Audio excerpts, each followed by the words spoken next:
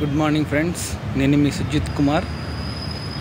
DSC 2024 రాయబోతున్నటువంటి అభ్యర్థులందరికీ I wish you all the best.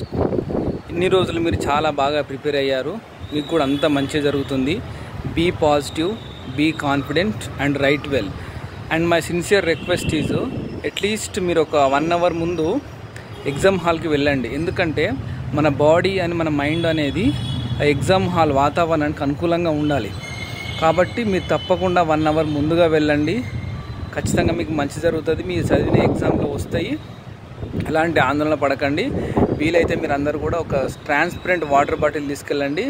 Electronic gadgets అంటే బ్లూటూత్వి కానీ, వాచెస్ కానీ, బెల్ట్ కానీ, ఈ పర్స్ కానీ ఇవన్నీ తీసుకెళ్ళకండి. అక్కడ అలో చేయరు, మళ్ళీ మీరు ఇబ్బంది పడాల్సి వస్తుంది.